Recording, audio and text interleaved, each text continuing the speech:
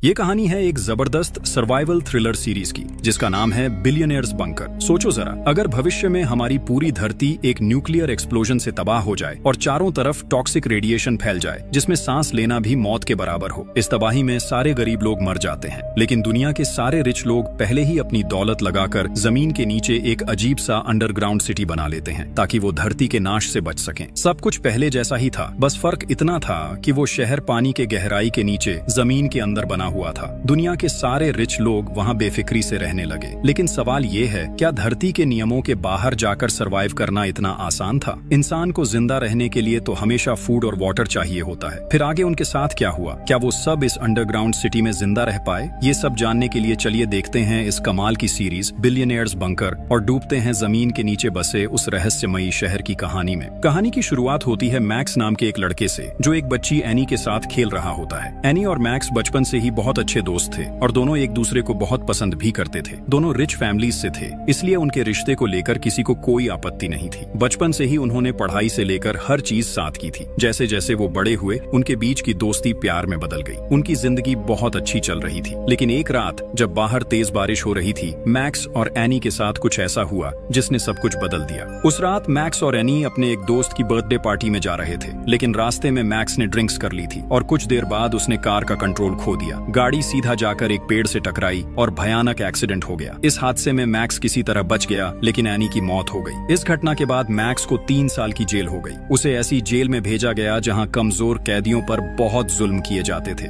लेकिन मैक्स क्योंकि rich background से था, वो ऐसे माहौल का आदी नहीं था, इसलिए शुरुआत में उसे काफी मुश्किलें झेलनी पड़ी। खुद को बचाने के लिए मैक्स ने वहां के हर कैदी को पैसे देकर अपने पक्ष में कर लिया ताकि कोई उसे टॉर्चर न करे। लेकिन धीरे धीरे मैक्स को एहसास हुआ कि उसकी लग्जूरियस लाइफस्टाइल ही उसकी जिंदगी की सबसे बड़ी गलती थी, क्योंकि पैसों की वजह से उसने कभी कुछ खुद नहीं किया था। हर चीज पैसों से करवाई थी, यानी बिना पैसे के उसकी जिंदगी की कोई पहचान ही नहीं थी। ये बात समझ आने के बाद मैक्स ने वहां के कैदियों को पैसे देना बंद कर दिया, और जैसे ही ऐसा हुआ धीरे धीरे वहां के कैदी उसके खिलाफ हो गए। अब वो भी मैक्स पर वैसे ही टॉर्चर करने लगे जैसे बाकी कैदियों पर करते थे। वक्त बीतने के साथ ये जुल्म इतना बढ़ गया कि एक दिन उन्होंने मैक्स को वॉशिंग मशीन के अंदर बंद कर दिया। काफी देर बाद जब उसे बाहर निकाला गया तो मैक्स को लगा कि शायद आज वो मर जाएगा, लेकिन अगले ही पल उसे एहसास हुआ कि इतने टॉर्चर के बाद भी उसे कोई पेन महसूस नहीं हो रहा था। यहाँ रहते रहते जैसे उसके अंदर की सारी फीलिंग्स खत्म हो गई थी। अब उसके शरीर ने दर्द सहना सीख लिया था। ये समझकर मैक्स बहुत खुश हुआ। उसे एहसास हुआ कि अगर उसे सच में रियल लाइफ में सरवाइव करना है तो उसे एक डरे हुए इंसान की तरह नहीं, बल्कि एक सच्चे बहादुर आदमी की तरह जीना होगा। ये सोचते सोचते मैक्स ने खुद को तैयार करना शुरू कर दिया ताकि अब कोई भी कैदी उसकी तरफ हाथ उठाने की हिम्मत न करे। वो हर दिन ट्रेनिंग करने लगा और कुछ ही समय में मैक्स बेहद पावरफुल बन गया। धीरे धीरे मैक्स की फाइटिंग स्किल्स भी काफी बेहतर हो गईं। अब वो जेल के अंदर होने वाले फाइटिंग मैचेस में हिस्सा लेने लगा। वक्त के साथ उसकी स्किल्स इतनी शानदार हो गईं कि कोई भी उसके सामने लड़ने की हिम्मत नहीं करता था। इसी तरह देखते ही देखते 3 साल बीत गए। अब मैक्स जेल के अंदर बहुत फेमस हो चुका था। सब उसे जेल का सबसे बेहतरीन फाइटर मानते थे, और चूंकि अब उसके जेल में आने के 3 साल पूरे हो चुके थे,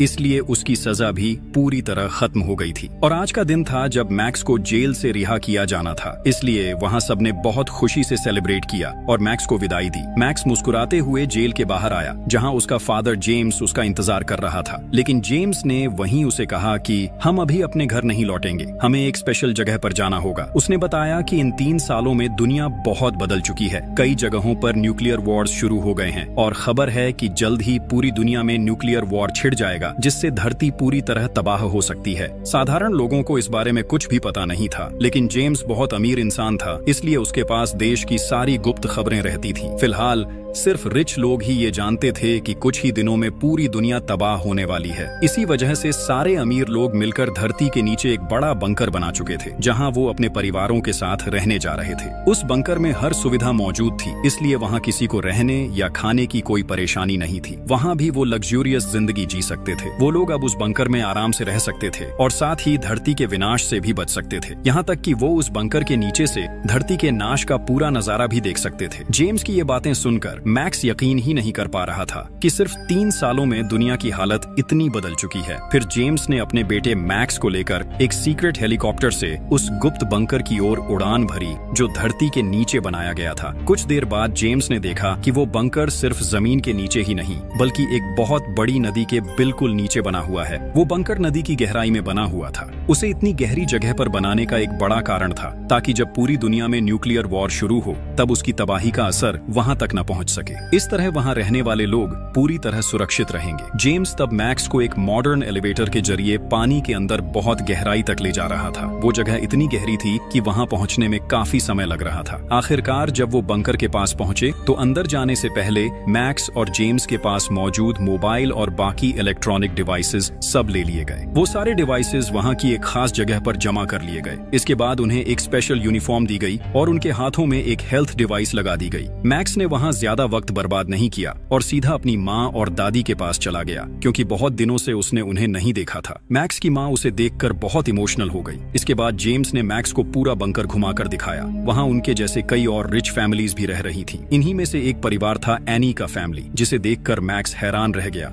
मैक्स जब एनी के पिता को देखता है तो वो तुरंत उनके पास जाकर दिल से माफी मांगता है। एनी के पिता उसे धैर्य देते हैं और कहते हैं कि उन्होंने उसे बहुत पहले ही माफ कर दिया था। इसके बाद एनी के पिता मैक्स और उसके परिवार को उसी दिन रात के डिनर पर अपने साथ इनवाइट करते हैं। उस रात दोनों फैमिलीज बहुत दिनों बाद साथ बैठकर डिनर करती हैं और माहौल बेहद खुश होता है। लेकिन वहाँ हम एनी की बहन एना को भी देखते हैं। एना अब तक मैक्स से बहुत नाराज थी क्योंकि उसी की वजह से उसकी बहन एनी की मौत हुई थी। एना उसे बहुत प्यार करती थी, इसलिए वो अपनी आंखों के सामने मैक्स को बिल्कुल बर्दाश्त नहीं कर पा रही थी। उसी समय वहां एक महिला केसी आती है जो अपनी टीम के साथ मौजूद थी। दरअसल केसी ही इस पूरे बंकर की ओनर थी। सभी रिच लोग उसे पैसे देकर इस बंकर में अपने सीट्स बुक करवा चुके थे। केसी वहां मौजूद सब लोगों को अपने टीम मेंबर्स से मिलवाती है और फिर सबकी ओर देखकर कहती है, आप सब वाकई बहुत भाग्यशाली हैं क्योंकि आपको यहाँ रहने का मौका मिला है। अगर आप बहुत अमीर न होते तो इस जगह की बुकिंग करना नामुमकिन था। इसलिए आप सब शायद न्यूक्लियर वॉर में धरती के नाश के समय मर जाते, लेकिन मेरे इस बंकर की वजह से आप सब बच जाएंगे। साथ ही पूरी धरती के खत्म हो जाने के बाद भी आप यहाँ आराम से सरवाइव कर पाएंगे। केसी की इन बातों से वहाँ मौजूद सब लोग सहमत हो जाते हैं। फिर उसी रात दिखाया जाता है कि एना एक जगह एक्सरसाइज कर रही थी। तभी वहाँ मैक्स उसके पास आता है। मैक्स वहीं दिल से माफी मांगता है और कहता है, तुम भरोसा करो एना, तुम लोग एनी को जितना प्यार करते थे मैं भी उसे उतना ही प्यार करता था। हम बचपन से साथ बड़े हुए, बड़े होकर एक दूसरे से प्यार किया, तो क्या मैं कभी जानबूझकर चाहूंगा कि मेरी पसंदीदा इंसान मेरी जिंदगी से चली जाए? उस दिन की सारी घटना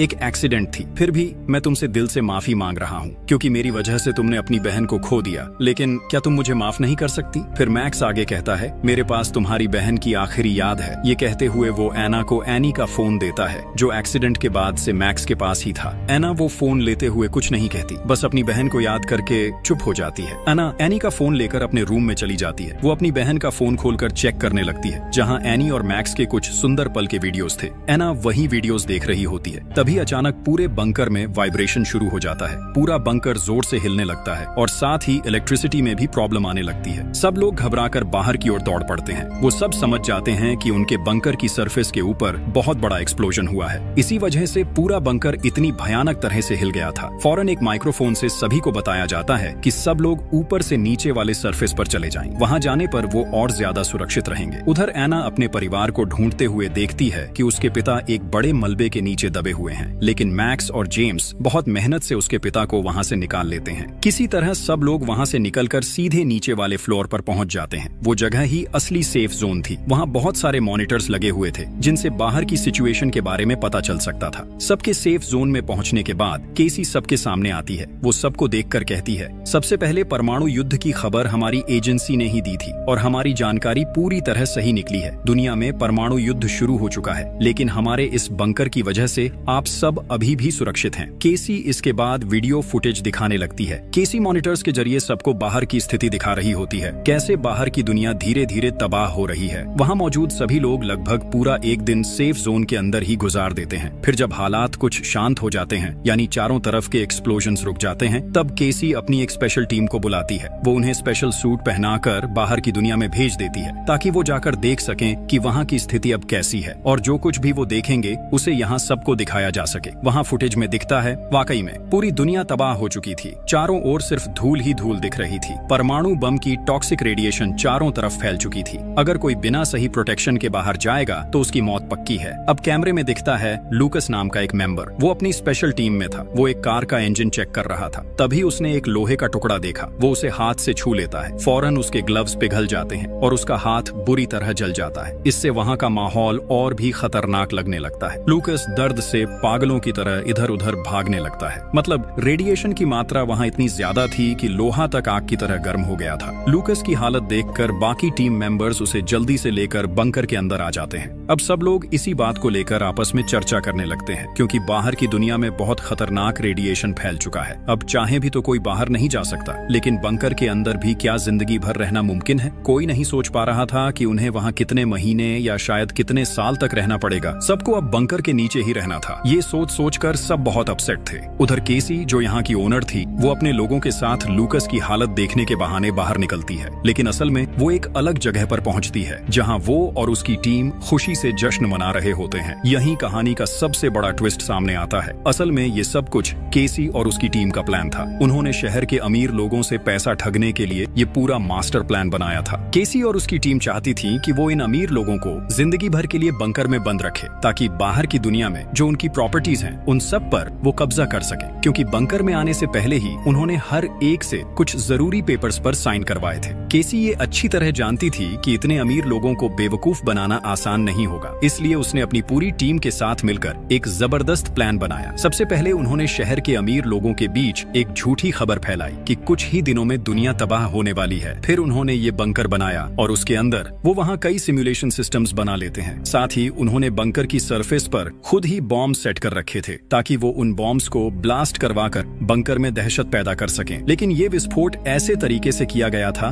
कि किसी को ज्यादा नुकसान न हो। जो वीडियोस उन्होंने लोगों को दिखाई थी वो असल में एडवांस्ड एआई सिस्टम से बनाए गए थे और उनके इन सारे प्लान्स में वो कामयाब भी हो जाते हैं, क्योंकि अब सब लोग उनकी बात मानकर बंकर में ही रहना चाहते हैं। अब दूसरी तरफ हम एना को देखते हैं। एना जब बंकर के एक टॉयलेट में होती है तभी उसे पास वाले कमरे से एक अजीब सी आवाज सुनाई देती है। उसे लगता है जैसे कोई वहाँ गिर गया हो। एना जल्दी से बाहर निकलती है और पास वाले कमरे का दरवाजा जोर से धक्का देकर खोल देती है। अंदर जाकर वो देखती है एक लड़की खुद को खत्म करने की कोशिश कर रही है। एना ये देखकर बुरी तरह डर जाती है। वो भागकर उस लड़की को पकड़ लेती है और उसके गले में बंधी रस्सी काट देती है। किसी तरह वो उसकी जान बचा लेती है। असल में बंकर में जितने भी लोग थे वो सब अंदर ही अंदर बहुत परेशान थे। ये सब लोग अमीर थे, लेकिन अब दुनिया के तबाह हो जाने के बाद उनका सब कुछ खत्म हो चुका है। उनके घर, गाड़ियां, पैसा कुछ भी नहीं बचा। पहले बाहर की दुनिया में जिन पावर्स के साथ वो जीते थे, अब चाहकर भी वो कुछ नहीं कर सकते। वो अब बिल्कुल खाली हाथ हो गए थे। यही वजह थी कि ये लड़की ये सब सह नहीं पाई और खुद को खत्म करने की कोशिश कर रही थी। लेकिन सिर्फ वही नहीं, यहाँ के लगभग सभी लोग इस माहौल के साथ खुद को ढाल नहीं पा रहे थे। सब बहुत डिप्रेस्ड हो गए थे। अब सरफेस लगभग ठीक हो चुका था, इसलिए केसी सबको कहती है कि अब किसी को चिंता करने की जरूरत नहीं है। वो सब बंकर में आराम से सरवाइव कर सकते हैं। इसके बाद केसी अपनी टीम से मिलने जाती है। वहाँ लूकास अपने टीम मेंबर्स के साथ होता है जो उसे मेकअप करवा रहे थे ताकि बाकी लोगों को दिखाया जा सके कि बाहर जाने के बाद लूकास के साथ क्या हुआ।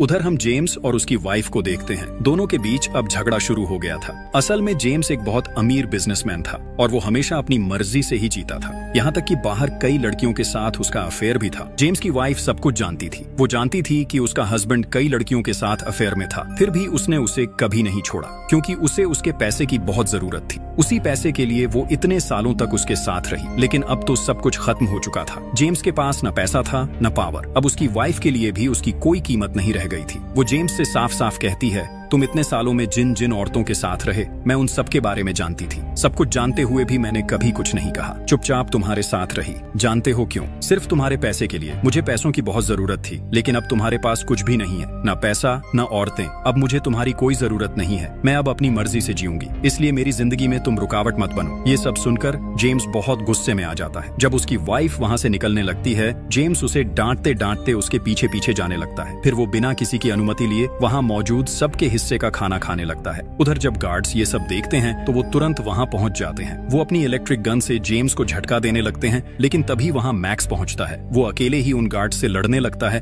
ताकि अपने पिता को बचा सके। तभी सही समय पर केसी वहां पहुंच जाती है। वो खुद सामने आकर सबकी प्रॉब्लम सॉल्व कर देती है। दूसरी तरफ हम एना के पेरेंट्स को देखते हैं। यहाँ पता चलता है कि एना के पिता का नाम हावर्ड है। जेम्स और उसकी वाइफ की तरह हावर्ड और उसकी वाइफ के रिश्ते भी ज्यादा अच्छे नहीं थे। दोनों के बीच भी अक्सर झगड़े होते रहते थे। हावर्ड और उसकी वाइफ आपस में झगड़ रहे थे। असल में हावर्ड की वाइफ एक बहुत गरीब परिवार से थी और उम्र में हावर्ड से काफी छोटी थी, लेकिन उसने हावर्ड की दौलत और पावर देखकर उससे शादी कर ली थी। कई साल साथ रहने के बाद भी वो उसे दिल से कभी प्यार नहीं कर पाई। उधर हम मिली नाम की एक लड़की को देखते हैं। उसके पास कुछ गार्ड्स आते हैं। वो मिली से कहते हैं कि उन्हें पता चला है उसका ब्लड ग्रुप AB नेगेटिव है, इसलिए अब उन्हें उसकी बहुत जरूरत है। लूकस बहुत बीमार था। रेडिएशन की वजह से उसका शरीर बुरी तरह जल गया था, इसलिए अब मिली ही उसकी मदद कर सकती थी। असल में केसी के लोग मिली और बाकी सभी को बताते हैं कि रेडिएशन की वजह से लूकस का आधा खून खराब हो चुका है और उसे बचाने के लिए AB नेगेटिव ब्लड की जरूरत है। इसलिए वो मिली समेत 2 और लोगों को लेकर एक जगह पहुंचते हैं। फिर उन्हें लूकस के पास ले जाया जाता है। लूकस को पहले से मेकअप करा के बिल्कुल रेडी किया गया था। यहाँ तक कि उन तीनों को वहाँ लाना भी केसी और उसकी टीम की योजना का हिस्सा था। ये पूरा प्लान इसलिए बनाया गया था ताकि सब लोग अपनी आंखों से लूकस की हालत देख सकें और जाकर बाकी लोगों को ये बात बताए जिससे सब डर जाए और कोई भी बाहर जाने की कोशिश न करे। मिली जब वहाँ लूकस को देखने आती है तो उसे सच में लगता है कि उसकी हालत बहुत खराब है। थोड़ी देर बाद लूकस वहीं मरने का नाटक करता है। सबको बता दिया जाता है कि लूकस मर गया है। लूकस की ऐसी हालत देखकर मिली बहुत इमोशनल हो जाती है। अब धीरे धीरे केसी और उसकी टीम का पूरा प्लान सामने आने लगता है। केसी और उसकी टीम अपने प्लान में काफी हद तक सफल हो चुकी थी। उसकी टीम में जैक नाम का एक लड़का भी था जो असल में केसी का अपना भाई था। जैक बहुत बीमार रहता था, इसलिए केसी हमेशा उसे अपने पास रखती थी। अब केसी अपनी टीम से कहती है, अब समय आ गया है हमारे प्लान के अगले स्टेप पर जाने का। वो सबको बताने लगती है कि उसने हावर्ड के बारे में सारी जानकारी कैसे जुटाई। असल में हावर्ड जिस परिवार में पैदा हुआ था वो पहले से ही बहुत अमीर फैमिली थी। बचपन के बाद धीरे धीरे हावर्ड ने अपने फैमिली बिजनेस की देखभाल शुरू कर दी थी। हावर्ड के पास पैसों की कोई कमी नहीं थी। बहुत कम समय में वो एक सफल बिजनेसमैन बन गया। धीरे धीरे उसने करीब 60 कंपनियों का मालिक बन गया। हर कंपनी से उसे इतना पैसा मिलने लगा कि उसका नाम दुनिया के 10 सबसे अमीर लोगों में शामिल हो गया। केसी अमीर लोगों से बहुत नफरत करती थी। वो बचपन से देखती आई थी कि अमीर लोग गरीबों पर कैसे जुल्म करते हैं। इसीलिए उसने खुद की एक टीम बनाई जिसमें ज्यादातर गरीब घरों के लोग थे,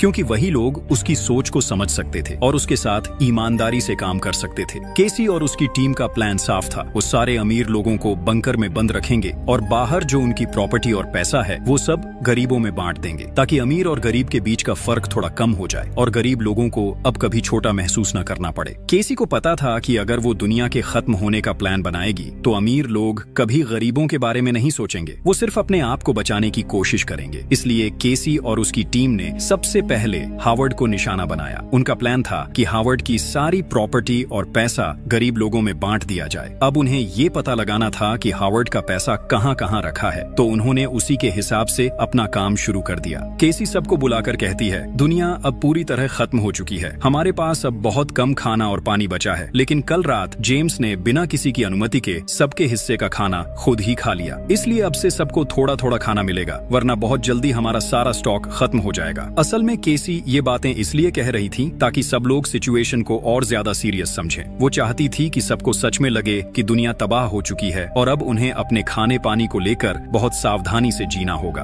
अब वो सबके सामने मैक्स पर चिल्लाने लगती है। वो उसे गालियां देती है क्योंकि मैक्स ने पिछली रात गार्ड्स पर हाथ उठाया था। उसने गार्ड्स को मारकर उनसे एक शॉटगन छीन ली थी जिससे इलेक्ट्रिक शॉक दिया जा सकता था। केसी गुस्से में मैक्स से कहती है, वो गन तुरंत वापस कर दो। फिर सीन बदलता है। हम केसी और उसकी टीम को देखते हैं जो सबको कैद करने से पहले प्लान बना रहे थे। उनका प्लान ऐसा बनाया गया था कि जब इन अमीर लोगों को यहाँ लाया जाए तो उनके गायब होने के बाद भी किसी को इस बात का शक न हो। असल में बंकर में बंद करने से पहले केसी और उसकी टीम ने हर व्यक्ति का एक एक AI क्लोन तैयार कर लिया था, वो भी बहुत एडवांस टेक्नोलॉजी से। जब ये लोग बंकर में आए तो उनसे उनके मोबाइल फोन्स और बाकी डिवाइसेस ले लिए गए। असल में वही मोबाइल्स उनका असली हथियार थे, क्योंकि उन्हीं फोन्स में सबके सोशल मीडिया अकाउंट्स मौजूद थे। अब केसी की टीम उन्हीं अकाउंट्स को इस्तेमाल करके बाहर की दुनिया में ये दिखा रही थी कि सब लोग अभी भी जिंदा हैं और नॉर्मल लाइफ जी रहे हैं। वो लोग लगातार हर किसी का AI वीडियो बनाते रहे और वो वीडियो रोज सोशल मीडिया पर अपलोड किए जाते थे। लोगों को दिखाने के लिए कहा जाता था कि वो सब वेकेशन पर हैं, कि वो अपने परिवार के साथ अच्छा वक्त बिता रहे हैं। लोगों से कहा गया,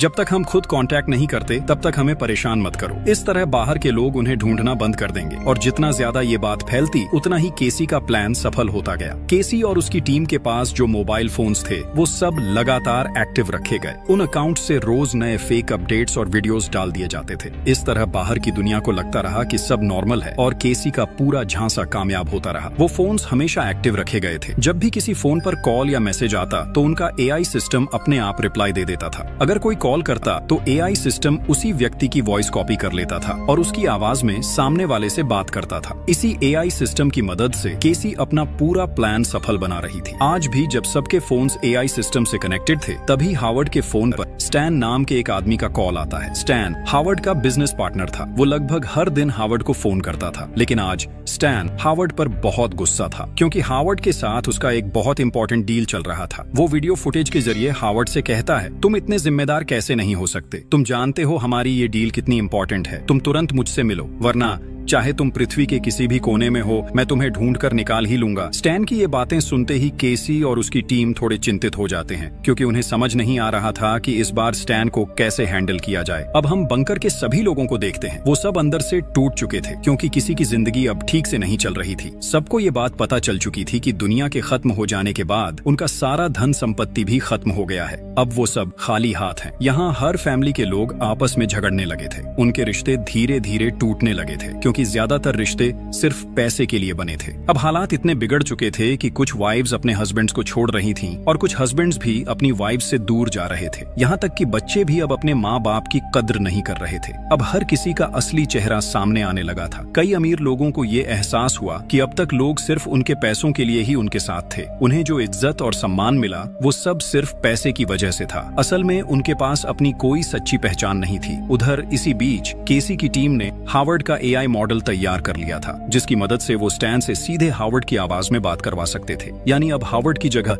एआई ही बात करेगा। तो वो लोग अपना सिस्टम चालू करते हैं और स्टैन को वीडियो कॉल करते हैं। फिर हावर्ड का एआई मॉडल एक्टिवेट कर दिया जाता है। इसके बाद वो एआई मॉडल स्टैन से बात करना शुरू करता है। अब केसी की टीम एआई के जरिए स्टैन से बातचीत करती है और उन्हें पता चलता है कि कुछ महीने पहले स्टैन और हावर्ड ने एक पार्टी में बहुत बड़ा प्लान बनाया था। दोनों ने तय किया था कि उनके पास जितना भी ब्लैक मनी है उसे इस्तेमाल करके वो एक बहुत बड़ी कंपनी खोलेंगे और उनका वो प्लान पूरी तरह तैयार भी हो चुका था। लेकिन तभी अचानक हावर्ड गायब हो गया। इसी वजह से स्टैन उसे बार बार फोन कर रहा था। केसी ने हावर्ड के एआई मॉडल के जरिए चालाकी से स्टैन से ये भी पता लगा लिया कि जिस ब्लैक मनी की बात वो कर रहे थे वो दरअसल कहाँ रखी है। उन्हें पता चलता है कि वो पैसा हावर्ड के घर के एक सीक्रेट जगह पर छुपा हुआ है जिसे एक पासवर्ड से खोला जा सकता है, लेकिन वो पासवर्ड सिर्फ असली हावर्ड को ही पता है। अब केसी अपनी पूरी टीम के साथ प्लान बनाती है कि किसी भी तरह उन्हें वो पासवर्ड पता लगाना ही होगा। अब उनका प्लान साफ था। वो अपनी बातों में फंसाकर हावर्ड से उसका सीक्रेट पासवर्ड निकलवाएंगे। फिर उसी पासवर्ड का इस्तेमाल करके हावर्ड और स्टैन के सारे ब्लैक मनी पर कब्जा कर लेंगे और उस पैसे को बांटकर गरीब लोगों में दे देंगे। इसके बाद केसी एक जगह अकेली बैठी होती है, थोड़ी उदास। वो अपने बचपन की बातें सोच रही होती है। जब केसी सिर्फ 12 साल की थी वो अपने भाई जैक के साथ एक स्कूल में पढ़ती थी। उस स्कूल के ज्यादातर बच्चे अमीर घरों के थे, लेकिन जब केसी अपने भाई जैक के साथ वहाँ जाती तो वो अमीर बच्चे हमेशा उन्हें चिढ़ाते थे, उन्हें छोटे लोग कहकर नीचा दिखाते थे। वो दोनों भाई बहन को हमेशा गरीब कहकर अपमानित करते थे। हालांकि केसी और उसका भाई जैक बहुत टैलेंटेड स्टूडेंट्स थे, लेकिन गरीब होने की वजह से उनकी मेहनत और हुनर की कभी कद्र नहीं हुई। ऊपर से उनके पिता की आर्थिक हालत भी बहुत खराब थी। एक दिन केसी की माँ एक छोटा सा खत लिखकर उसे और जैक को छोड़कर चली गई। उनके पिता पहले से ही नशे के आदी थे, इसलिए उस दिन के बाद केसी और जैक के पास कोई नहीं बचा। वो दोनों सिर्फ एक दूसरे का सहारा बनकर बड़े हुए। कम उम्र में ही उन्हें ये समझ आ गया था कि उनका भविष्य कोई और नहीं बनाएगा, उन्हें खुद ही अपने लिए रास्ता बनाना होगा। इसलिए उसी वक्त से दोनों भाई बहन ने कड़ी मेहनत शुरू कर दी। वो अपनी पढ़ाई में और ज्यादा ध्यान देने लगे। धीरे धीरे दोनों ने कई डिग्रीज हासिल कर ली। फिर एक समय आया जब दोनों ने मिलकर काफी रिसर्च की और अपना खुद का एआई आर्टिफिशियल इंटेलिजेंस सिस्टम बना लिया। तब उन्हें लगा कि अब वो अपनी जिंदगी में कुछ बड़ा कर पाएंगे। लेकिन बहुत जल्द उन्हें एहसास हुआ कि इस दुनिया में पैसे और पावर के बिना कुछ भी हासिल नहीं किया जा सकता। उन्होंने भले ही सबसे एडवांस्ड एआई मॉडल बना लिया था, उनके पास पैसे नहीं थे, इसलिए वो अपने अपने एआई को मार्केट में लॉन्च नहीं कर पा रहे थे और न ही लोगों के सामने अपना काम दिखा पा रहे थे। इसलिए उन्होंने कई कंपनियों से फंड मांगा ताकि वो अपने एआई को दुनिया के सामने पेश कर सकें। लेकिन उस वक्त किसी ने उनका साथ नहीं दिया। उल्टा सबने उनके काम को मजाक समझा और उन्हें नीचा दिखाया। कुछ कंपनियां जो फंड देने को तैयार हुई, वो भी बिजनेस का ज्यादातर हिस्सा अपने नाम करना चाहती थी। धीरे धीरे केसी की हालत ऐसी हो गई जैसे उसकी पीठ दीवार से लग गई हो। एक वक्त पर उसे एहसास हुआ कि इस दुनिया में पैसे के बिना मेहनत और हुनर की कोई कीमत नहीं होती। केसी को अब ये समझ आ गया था कि अमीर लोग कभी भी उसके जैसे लोगों को ऊपर नहीं आने देंगे। उधर अमीरों के बच्चे कुछ किए बिना ही सिर्फ अपने पैसों की ताकत से बड़ी बड़ी कंपनियों के मालिक बन रहे थे। समाज में जो अमीर थे वो और ज्यादा अमीर होते जा रहे थे और जो गरीब थे उन्हें और नीचे धकेला जा रहा था। इस नाइंसाफी को केसी अब और सह नहीं पा रही थी। इसलिए उसने ठान लिया कि वो समाज के हर गरीब इंसान की मदद करेगी और इसके लिए वो और उसका भाई जैक अपने बनाए हुए एआई सिस्टम के जरिए इस प्लान को सफल बनाना चाहते थे। और प्लान के मुताबिक उन्होंने बिल्कुल वैसा ही किया। केसी ने अपने प्लान को सफल बनाने के लिए ऐसे ही लोगों को अपनी टीम में शामिल किया जो उसके और उसके भाई की तरह बहुत टैलेंटेड थे, लेकिन पैसे की कमी की वजह से किसी ने उनके टैलेंट की कद्र नहीं की थी। उनमें से ज्यादातर लोग भी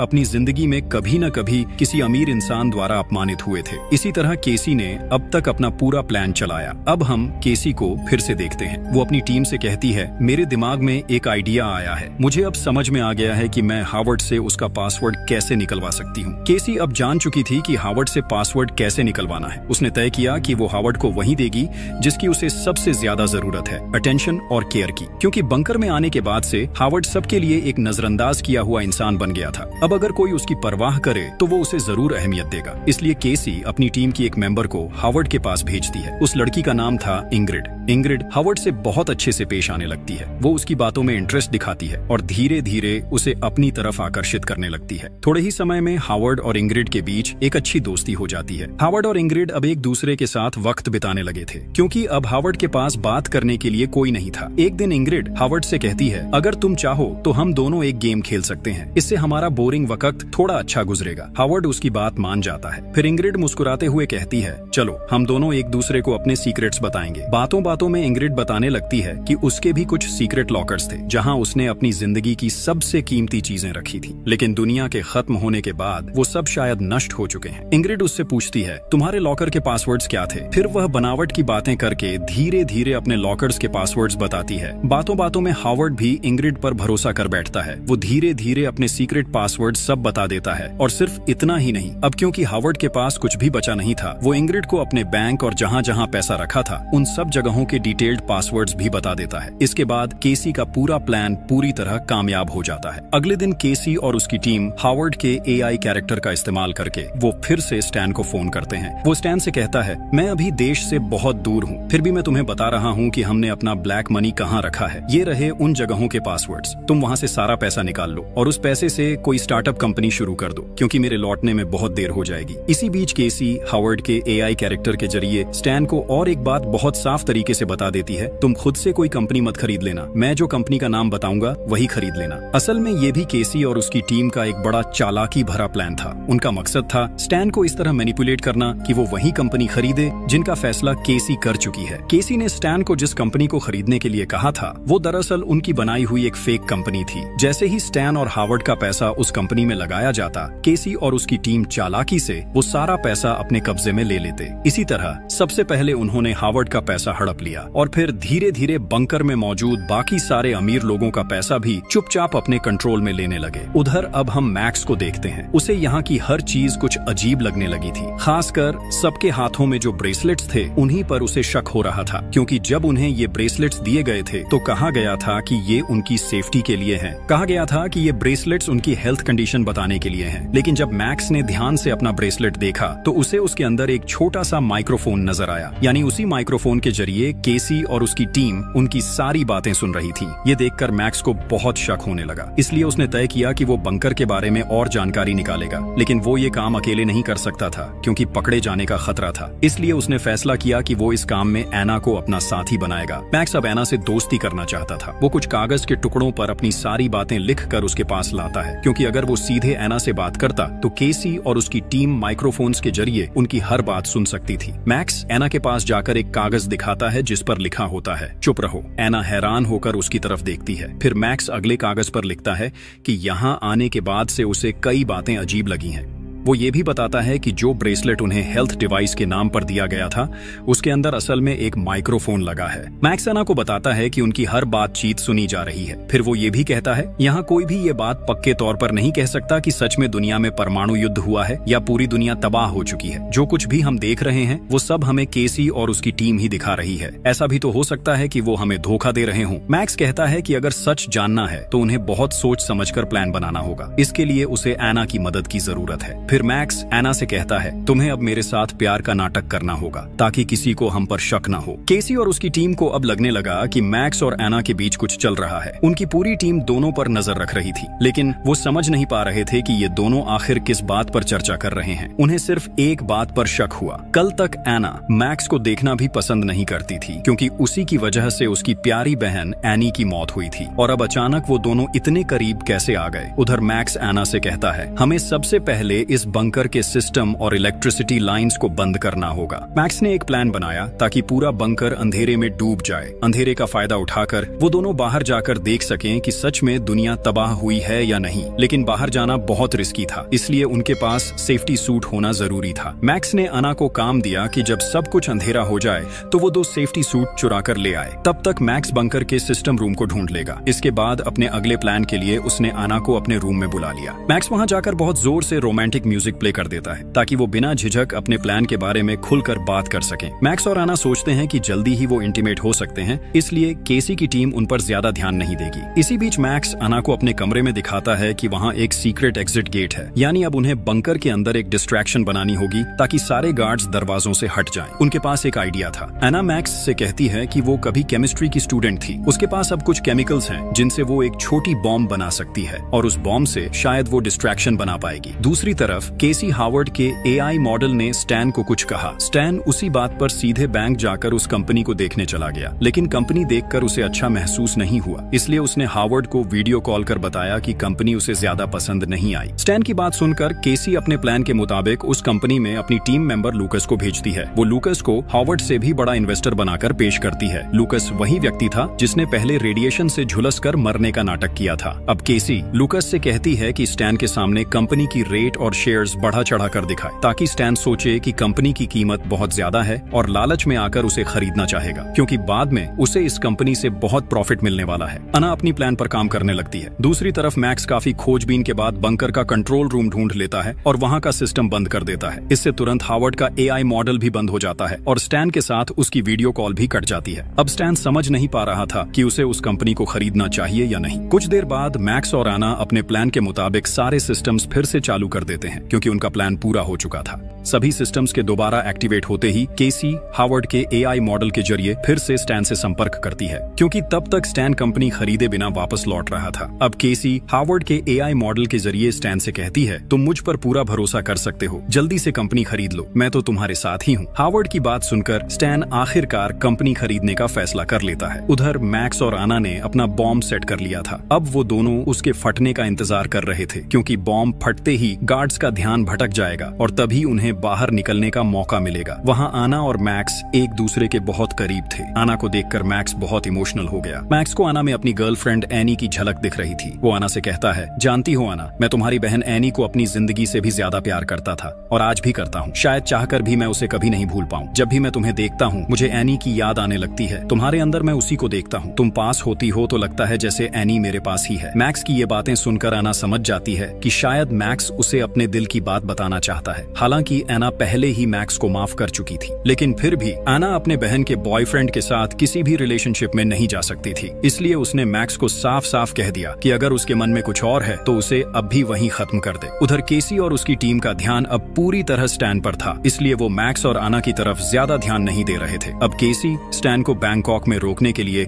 अपनी एक और साथी इंग्रिड का इस्तेमाल करती है। इसी इंग्रिड के जरिए उसने हावर्ड से उस कंपनी के सारे कोर्ट डॉक्यूमेंट्स डॉक्यूमेंट्स और डिटेल्स हासिल की थी। प्लान के मुताबिक इंग्रिड अब स्टैन से दोस्ती करके उसके करीब आने लगती है। इंग्रिड के माता पिता उसे छोड़कर विदेश जा रहे थे, जो दरअसल उनके प्लान का ही हिस्सा था। जब स्टैन को ये बात पता चलती है तो वो इंग्रिड की खूबसूरती से प्रभावित होकर कहता है कि वो उसका ख्याल रखेगा। स्टैन फिर इंग्रिड के साथ ड्रिंक्स लेकर पार्टी करने लगता है। प्लान के मुताबिक इंग्रिड अब स्टैन के बहुत करीब आ जाती है। वो स्टैन से कहती है कि जिस कंपनी को वो खरीदने जा रहा है वो बहुत अच्छी कंपनी है, इसलिए उसे देर नहीं करनी चाहिए। अगर वो देर करेगा तो कोई और उस कंपनी को खरीद सकता है। स्टैन ये सुनकर और देर नहीं करता और तुरंत पैसे ट्रांसफर करने की तैयारी करने लगता है। स्टैन जैसे ही पैसे भेजने वाला होता है, थोड़ी देर बाद दिखता है कि सारे पैसे केसी के अकाउंट में पहुंच गए हैं, यानी उनका प्लान पूरी तरह सक्सेसफुल हो गया था। लेकिन उसी वक्त एना और मैक्स द्वारा सेट किया गया बॉम्ब अचानक ब्लास्ट हो जाता है। पूरा बंकर हड़कंप में आ जाता है। हर कोई डरकर अपनी जान बचाने के लिए इधर उधर भागने लगता है। यहाँ तक कि गार्ड्स भी अंदर चेक करने पहुंच जाते हैं। इस अफरा तफरी का फायदा उठाकर मैक्स और आना पीछे मौजूद सीक्रेट एग्जिट गेट से वहां से निकल जाते हैं। स्टैन बहुत रिलैक्स था। कंपनी खरीदने के बाद वो अपने प्राइवेट जेट से घर लौट रहा था, लेकिन तभी उसकी नजर एक पोस्टर पर पड़ती है। उसमें इंग्रिड की मां की तस्वीर थी, जो असल में थाईलैंड की बहुत बड़ी एक्ट्रेस थी। स्टैन को याद आता है कि इंग्रिड ने उसे बताया था कि उसके माता पिता दोनों बिजनेसमैन हैं। अब स्टैन सब समझ जाता है। उसे एहसास होता है कि उसके साथ एक बड़ा स्कैम हुआ है। वो तुरंत इंग्रिड के सोशल मीडिया अकाउंट्स चेक करने लगता है, लेकिन अब इंग्रिड के सारे अकाउंट्स डिसेबल हो चुके थे। स्टैन अब बिल्कुल भी समय बर्बाद नहीं करता और सीधा उसी कंपनी में पहुंच जाता है। लेकिन वहां पहुंचकर वो देखता है कि कंपनी में तो अब कोई भी नहीं है। ये सब देखकर स्टैन पूरी तरह हैरान रह जाता है। उसे समझ नहीं आता कि अब क्या करे। वो तुरंत हावर्ड को वीडियो कॉल करता है और उससे कुछ प्राइवेट सवाल पूछता है, जैसे कि वो दोनों साथ में कहां घूमने गए थे, क्या क्या किया था और वो किस कॉलेज में पढ़ता था। लेकिन इस बार हावर्ड किसी भी सवाल का जवाब नहीं दे पाता। कुछ ही देर में स्टैन को एहसास हो जाता है कि जिस हावर्ड पर वो इतने दिन से भरोसा कर रहा था वो असली हावर्ड नहीं है। स्टैन को अब पूरी सच्चाई समझ आ जाती है। जिससे वो इतने दिन बात कर रहा था वो असली हावर्ड नहीं बल्कि उसका एक एआई कैरेक्टर था। उसी एआई का इस्तेमाल करके स्कैमर्स ने उसे पूरी तरह बर्बाद कर दिया था। उधर केसी और उसकी टीम का पहला मिशन पूरी तरह सक्सेसफुल हो चुका था। उन्होंने हावर्ड और उसके दोस्त दोनों के पैसे हड़प लिए थे। अब उनका अगला लक्ष्य था धीरे धीरे बाकी सभी मेंबर्स को भी ऐसे ही ट्रैप में फंसाना। इसलिए वो लोग अपने अगले प्लान की तैयारी करने लगते हैं। वहीं दूसरी तरफ एना और मैक्स तब तक सेफ्टी सूट पहनकर बंकर के मेन डोर तक पहुंच चुके थे। अब वो दोनों आखिरकार जानने वाले थे कि दुनिया सच में ठीक है या सब कुछ खत्म हो चुका है। अब सब कुछ साफ हो चुका था। केसी और उसकी टीम ने उनके साथ बड़ा स्कैम किया था। अब मैक्स और आना को पूरा यकीन था कि वो लोग केसी के खिलाफ कार्रवाई कर पाएंगे और सब अपने नॉर्मल लाइफ में वापस लौट सकेंगे। ये सोचते हुए मैक्स धीरे धीरे बंकर का दरवाजा खोलता है। जैसे ही दरवाजा खुलता है सूरज की शुद्ध रोशनी उसके चेहरे पर पड़ती है। मैक्स हैरानी से बाहर की तरफ देखता रहता है, क्योंकि बहुत लंबे समय बाद उसने बाहरी दुनिया की रोशनी देखी थी। और इसी थ्रिलिंग एंडिंग के साथ कहानी यहीं खत्म हो जाती है।